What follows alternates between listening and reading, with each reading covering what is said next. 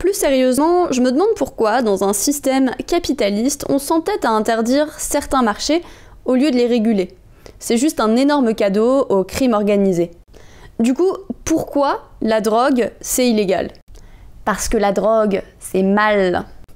Je plaisante, on n'est pas de droite. On peut effectivement se demander quel est l'intérêt du capitalisme à maintenir la drogue illégale alors que, clairement, s'il légalisait et régulait, eh bien, des bourgeois pourraient se faire un max de thunes.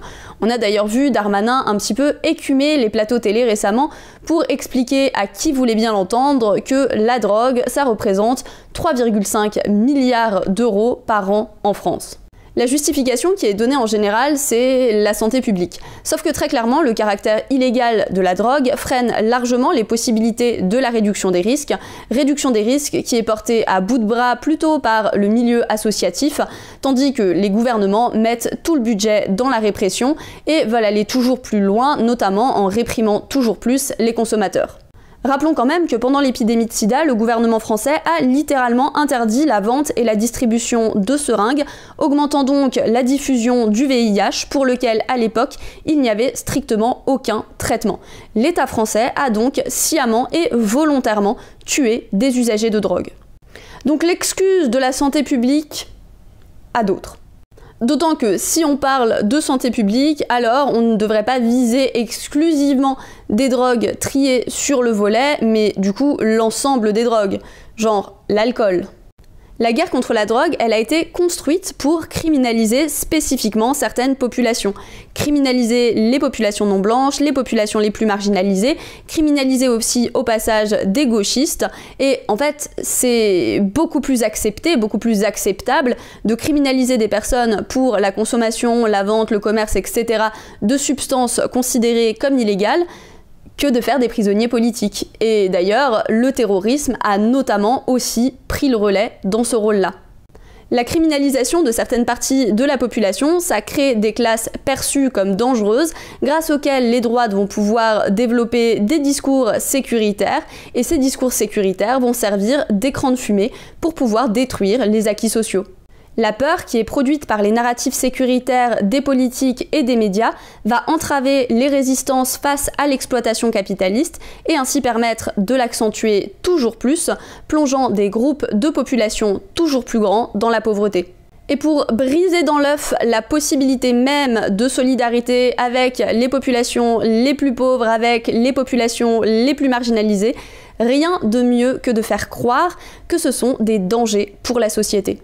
De la même manière que l'État va pousser à la délinquance puis criminaliser les étrangers afin de leur associer une image de danger et ainsi justifier toujours plus de politiques anti-immigration. Et ces stratégies, elles sont hyper pratiques parce qu'on se retrouve dans une situation où c'est la population même qui va finir par demander des politiques anti-drogue, des politiques anti-immigration, des politiques de criminalisation, de répression, etc. Et pendant ce temps, ils peuvent briser, détruire tous les acquis sociaux dans le plus grand des calmes. Les populations les plus pauvres, parmi lesquelles sont surreprésentées les personnes non blanches à cause du suprématisme blanc, n'ont pas accès au confort et à l'abondance via le capitalisme régulier. Globalement, elles survivent tant bien que mal. Plutôt mal. Cette situation, elle va les pousser, soit par survie, soit par recherche d'un petit peu plus de confort, à se tourner vers les économies illégales, avec tous les risques de répression que ça implique. Et ne nous leurrons pas, les populations plus aisées se tournent aussi régulièrement vers les économies illégales. D'ailleurs, les bourgeois, très souvent, ne respectent pas non plus la loi. Simplement, en le faisant, ils ne prennent pas du tout les mêmes risques. Les polices ne leur infligent pas une surveillance permanente et la justice pénale, qui est une justice de classe, les condamne très peu et beaucoup moins sévèrement. En somme, l'interdiction des drogues, de leur consommation, de leur commerce, le caractère illégal de la drogue, c'est un moyen de contrôle des populations.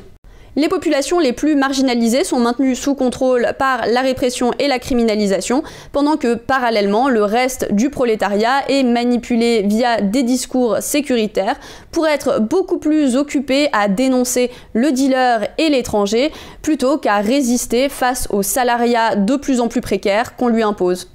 Et tout ça repose largement sur le racisme, mais aussi sur la diabolisation des usagers de drogue et la diabolisation des fous qui sont malheureusement largement partagés dans le prolétariat aussi.